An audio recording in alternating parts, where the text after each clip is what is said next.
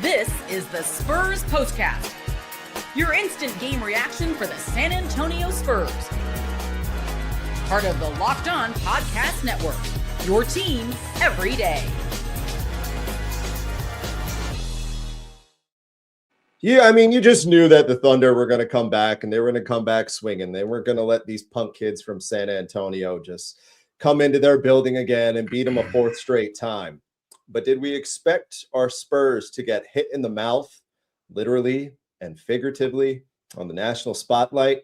I don't know. That's for us to try to figure out. Welcome into the Spurs Postcast right here on Locked On Spurs, part of the Locked On Podcast Network, the #1 sports podcast network in the land because of the everydayers like yourself. The Spurs cannot make it 4 for 4 in as many tries tonight, trying to beat OKC for the fourth consecutive get-together. Instead, they get clobbered. 119-98 your final in a game that they were beat up physically. They were beat up on the scoreboard. And it was the sign of someone that was just tired of having their little brother get in the way. He, of course, is NBA champion Devin Brown. I'm Casey Viera. And championship medal and just overall a team that, had enough of the tough talk coming out of Texas, it felt like tonight. What we saw was a preview of when the Thunder are at their best. But let's break it down, Casey. This is what you'll be talking about. Things actually look pretty great in terms of setting the tempo, creating the energy, setting the mood. And the Spurs obviously had plenty of the good vibes going into this, being that they won the last three. And they had, you look at the way they started the game, and you would say that they were probably of the same kind of mindset that they had of these guys all season long. They don't respect Oklahoma City. They don't like them. And the first possession of the game, first few, you see Victor, dunk on Chet twice in as many tries. Castle's got the 3 balls going. They're going physical. They're down by 6 after 1. But you can tell, it's going to be one of those deals, one of those nights where the Spurs are just, these young Spurs are out fighting. They're feeling good. And it played that way into the half. They cut that deficit down to 55-52 at the break. Wemby had 12. Castle had 10. Only 2 for De'Aaron Fox at half. SGA would ultimately get cooking. More on that in a minute. He had 17 at halftime. Third quarter, more woes continue. It become a little bit of a thing. Then it wasn't. Then it was. And at least tonight against Oklahoma City, it became a thing once again. Outscored 40-24. And that's when you saw the physicality ramp up. You saw a whole lot more of Wemby on his backside. You saw a whole lot more of J-Dub getting out and making plays in transition. And above all else, you saw SGA put up 15 points in the quarter. And just like that, when they go plus 19 or plus 16 in that quarter, 40-24, that lead balloons to 19. They go up by as many as 24 in the fourth. Credit to the Spurs. They had it down to 12 and a chance to get it down to 10. More on that in a second. A couple of cracks, but they weren't able to do so. And as a result, they go down by 21 tonight against the Thunder. Victor, not great. 17-7 on 28 minutes of work. Fox, 14-5-5, 5 of 9 from the field. Castle, not bad, considering the struggles it's been. 20.7 boards, 8 assists, 5 turnovers. SGA finishes with 34. Collectively, all the way around, like I said, off from the jump, beat up physically, beat up on the scoreboard. And Oklahoma City, they were ready tonight. There was no surprises tonight. Nobody was getting caught off guard tonight. And they showed why they're 34-7. Yeah, let's start with this, Casey. So from a coaching aspect, you look at the field goals, San Antonio 85, Oklahoma 81. We're okay there. 3-pointers, 13 for San Antonio, 11 for OKC. Okay. Then we go to rebounds. Total rebounds, OKC 38, San Antonio 30. Concern. Assists, Oklahoma City at 26, San Antonio 21. Turnovers were even. Points in the paint, OKC 56, San Antonio 40. So what does it come down to, these numbers that I'm throwing at you? Because these are important numbers as a coach when you're evaluating your team after a loss like this. Mm-hmm. What it comes down to, we just took their best shot. All right. We're 3-0 going into it. And I can tell you this, being that spent a lot of time in Oklahoma City. All right. After I have my my bison burger, okay? Because in Oklahoma, that's all they have is burger. If you Of want course. something else, you got to ask for it. If Yeah. you order a burger, it's going to be bison. So after I have that at lunch, I'm feeling really good. We're 3-0. I have my lunch. We're ready to go. Let me tell you something. Started off good, but then that third quarter, like you talked about, that's where it was, Casey. That third quarter, man, we took a hit. We took a hit tonight. We'll get more into that later, but it's the numbers. After seeing the numbers, it was just effort. Oklahoma City wanted this game more than San Antonio did, and that's just what it was, Casey. Yeah, and you still, it's so easy with this sport, with this league, to get caught up in prisoner of the moment type deals. At the end of the day, yeah, the Spurs have won 3 of the 4 meetings. They get together one more time. But there were so many aspects of this game that I just felt like were glaring concerns of what there were. Everything from the inability to get stops to the carelessness with the basketball when the intensity's ramped up. This has become a common, really two consecutive games in a row now. Playoff intensity in the fourth quarter when things aren't going your way. Do you fold or do you tidy things up? And this is 2 consecutive playoff environments, with the other being Minnesota, that the Spurs have kind of crumbled when it mattered and when the intensity was ramping up and everyone in that building is against you. Those are the type of things that concerns me. The fact that Victor spent a whole lot of time holding his knees, holding his ankles, some of it was dirty, other was just basketball. That concerns me a little bit. But maybe one of the biggest concerns I have tonight comes at point guard, because when you see a number I'm about to throw at you, you sometimes wonder if it goes kind of beyond the X's and O's. Time to reveal where the game was won or lost. It's the turning point. All right, fourth quarter. Spurs are down 13 with about 4 and change to go. De'Aaron Fox misses a big 3, wide open 3, would have cut it to 10. He did not have a good fourth quarter. Turned the ball over, had a couple shots blocked. And the numbers as a whole, only 9 field goal attempts, 14 points, 5 boards, 5 assists, like I said. In fairness to him, all the veterans were lousy tonight. Barnes continues to struggle. 2 points, 1 of 7. Keldon, 9 points, 4 of 11. But that's a different standard, obviously, from De'Aaron Fox. What was alarming to me is that this is the second time that this has happened against Oklahoma City. Fortunately for them, on the 23rd in San Antonio, when he did play poorly, they bailed him out. And then in fairness to him, he played very well in those other 2 victories. But it's something like this. Like, these are the type of things, the type of nights that if the Spurs are going to get in that category and stay in that category with elite, 9 field goal attempts, it's just not going to get it done. Well, let's look at it, from his eyes. Castle was ultra aggressive, maybe a hair too aggressive, at times tonight. Any time that Wemby tried to get comfortable in what he was doing, OKC was knocking him down to the ground. Nah, not tonight, big fella. This isn't going to be you. This may not be personal, although him and Chet, that's a whole different story. Mm-hmm. But they weren't going to let Wemby dictate what was going to go on in this basketball game. And the Spurs are really good when Wemby's going. He gets others involved and things like that. Now, let's get to your point at hand now about Fox. Listen, there is a certain criteria, a certain, level that he played at in Sacramento. All right.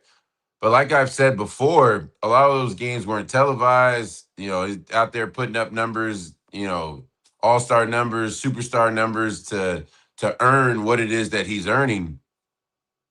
But this is a different jersey.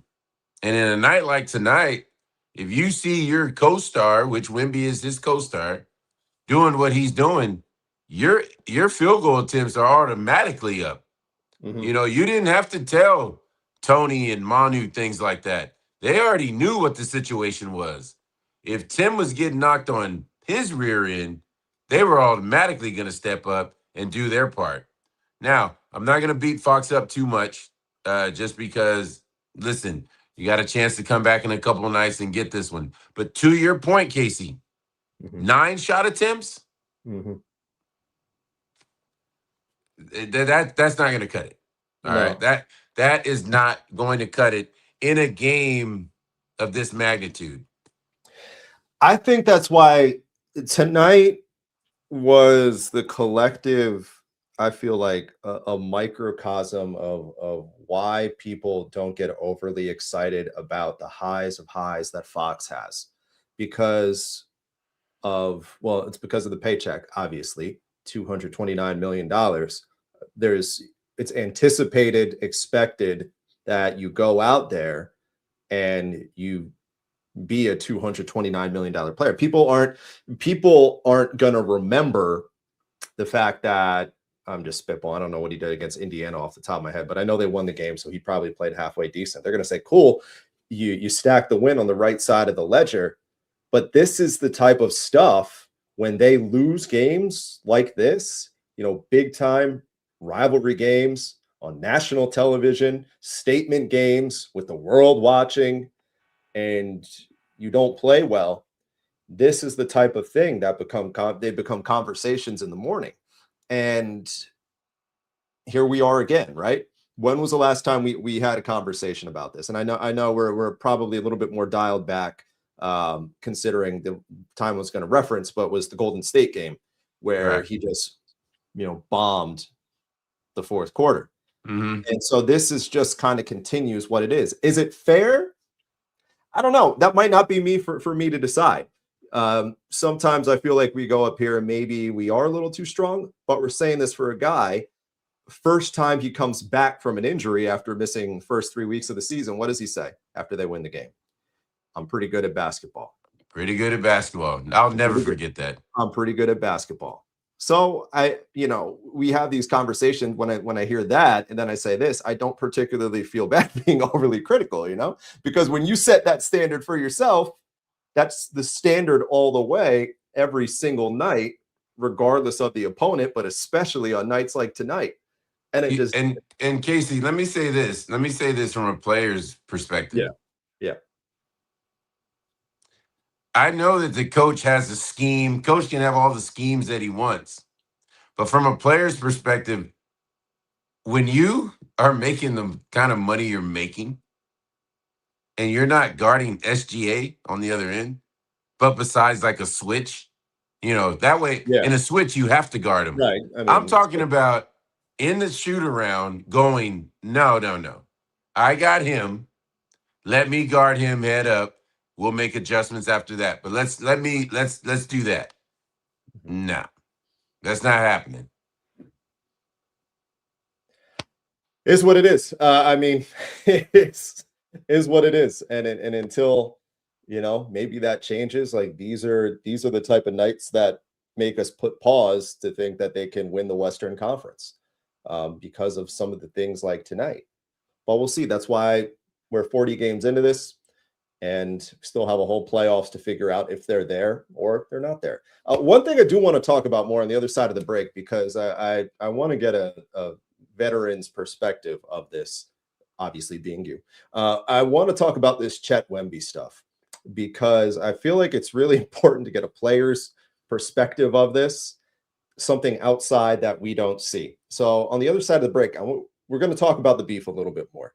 Okay. And the origin of it, well, more the origin of it, the continued evolution. That's the way I guess we could probably spin it. Got that for you coming up right here on the Spurs Postcast on Locked On Spurs, following up a convincing defeat tonight for San Antonio to the Oklahoma City Thunder. But before we get to all that, we step aside to talk about our friends over there at Game Time. It's going to be a good time for you to pay attention to, because we got a whole lot of home games on deck, including Thursday against Milwaukee. Because as we know, nothing better than being in the frost, watching the Spurs, the energy, just the vibe of the building, especially when they're winning games. But what's not fun is sometimes getting the tickets waiting on refreshing screens, guessing what the price tag is going to cost because you don't have the full fee until you get to the finish line. You don't like all that stuff. And that's where Game Time comes into play. It's the app that gives fans the advantage back in everything you want. Fast, simple, takes out the guesswork. That's what they pride themselves on, taking out the guesswork of buying tickets. Sometimes simple is best, and that's what they do. So download the Game Time app today, create an account, use code LOCKEDONNBA. That's LOCKEDON NBA for $20 off your first purchase with the Game Time app to, of course, get in on the action. Hey, 2026 is obviously here. Time for everyone to pay a little bit closer attention to your health, because finding a doctor, in fairness, can always feel like a little bit of a chore. Trying to find a diamond in the rough, get them in your network, nearby availability. You know how it is. But that's why I'm here to tell you about ZocDoc. They have your diamond in the rough doctor, I guess, so to speak. It's a free app and a website that helps you find and book high quality in-network doctors so you can choose someone you can truly connect with. So stop putting off all the appointments. Download the app or go to ZocDoc.com/LockedOnNBA to find and instantly book your doctor today that you love. That's ZocDoc.com/LockedOnNBA. Thanks to ZocDoc, of course, for sponsoring the message.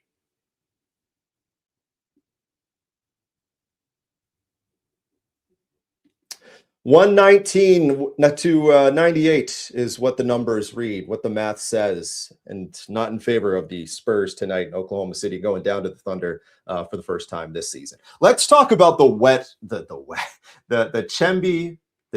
There we go. All right. Whatever you like, Casey. The Victor Wembanyama, Chet Holmgren beef. Because all right, let's get this back on track here. It's existent, certainly on the Wemby side of things. It was evident from the jump. It's been evident for weeks now. My thing with this, when I look at it, I looked out tonight, was that it felt like at times with Victor, that was what the focus was. Beating up Chet, emasculating Chet, embarrassing Chet. And the focus kind of veered away from the game. In your experience, when it comes to heated rivalries like that, intense rivalries, players who just don't like each other, is that something that can happen?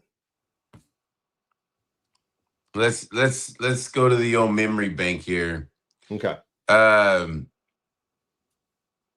Tim wouldn't come out and say there's a player he didn't like. There was players that he really got up for, meaning he was even more quiet than normal. Yeah. And then it made me think of CP3 and Rondo. CP3, hey, Chris Paul does not like, I mean, nothing about Rondo does he like. So when you talk about, when you know that your coworker is going into an environment or they're coming to our place to play this game, you gotta, I'm CP, you're gonna run, hey, you need me to run through a wall for you, I got you. All right. You need me to hit him, I got you. All right. You don't take the heat, I'll take the heat for you. That's what this is. So a guy like Keldon, I use Keldon as a great example for this. A guy like Jeremy Sohan, they're going to be up, way more up for games like this. Juju, Champagny, they're going to be up for games like this because they know the situation. A guy like Castle, they know that, hey, our big fella doesn't like him. Hey, I hate him. All right. So let's go out there. Whatever you need us to do, we're going to do. So when you talk about, and you had mentioned to me, you know, before we started about, you know, where did this come from and things like that. I honestly don't think Wemby likes the comparison between the two of them. Right. All right. Wemby probably doesn't mind if you say, okay, these are going to be two of the guys carrying the NBA forward, although he may feel a certain way about that as well.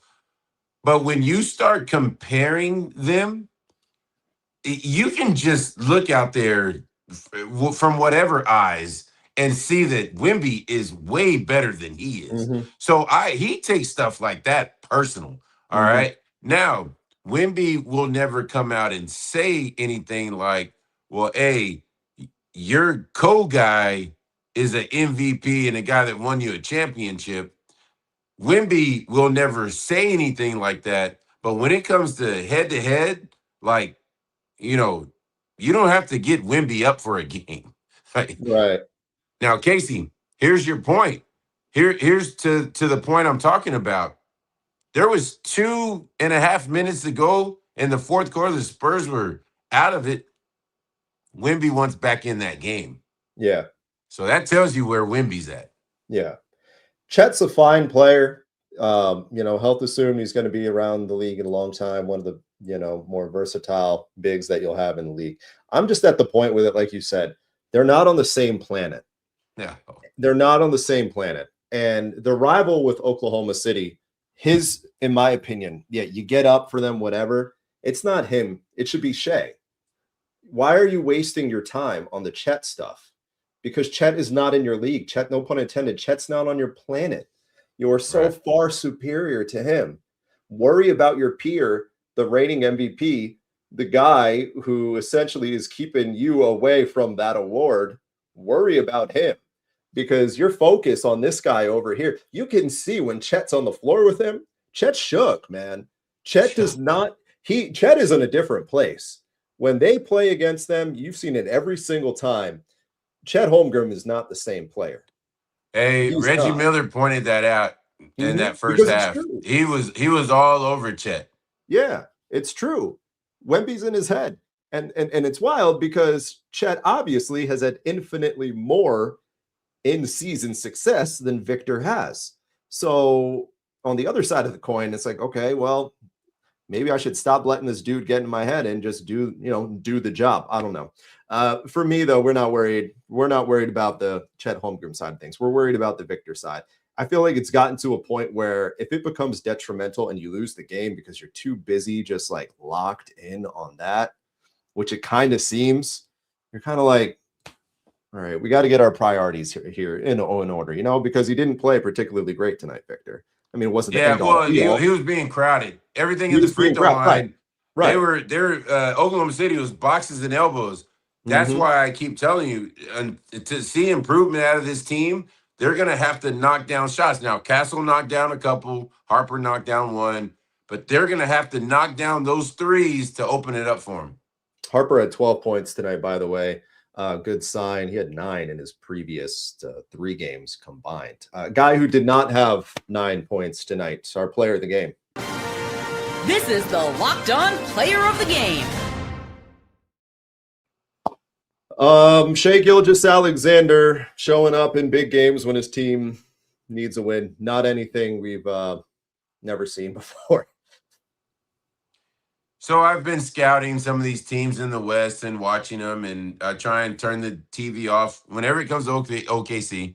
I try and turn it off so I don't have to see their choir, doing the interview and all that. Well, that didn't happen tonight. I'm in there fooling around with my iPad and had to see them with their get-along gang, talking after the game. But, SGA was special tonight. That third quarter, he went to a whole nother level that only guys like Kobe and MJ can get to. So you give it up for him tonight. He wanted this more than anybody because he talked about it. And he went out there, he backed his words up, and he got it done. Casey, congratulations to him. Not only a heck of a game, but a heck of a third quarter. Yeah, he said after that third loss, you don't lose to this team, the Spurs, 3 straight times and not have them be considered the better team, paraphrasing. It resonated, certainly on his side. And that's the reason they walk away with a convincing 119-98 victory tonight against the Spurs. We, of course, we're back tomorrow on the Spurs Squad Show, 9:15. Our buddy Jeff Garcia, of course, right along with you to talk about and recap the game a little bit more. And then also preview Thursday. The Milwaukee Bucks are in town, which, of course, once that goes final, you'll be right back here on Locked On Spurs for the Spurs postcast to get the full wrap up with Devin and I to talk about hopefully another Spurs bounce back victory. We will see. We will see. But one thing I do know we'll see is hopefully I guess I kind of contradicted myself. Anyways, it was my poor segue to thank you guys for the love that you always give us. You're the ones that make this stuff fun, makes it possible. And, we enjoy every bit of it. So not the Spurs night. Good place to leave it. Go to bed and focus on the next day. So for my good friend, Mr. NBA champion Devin Brown, I'm Casey Viera. Enjoy the rest of your Tuesday, and we'll talk to you tomorrow.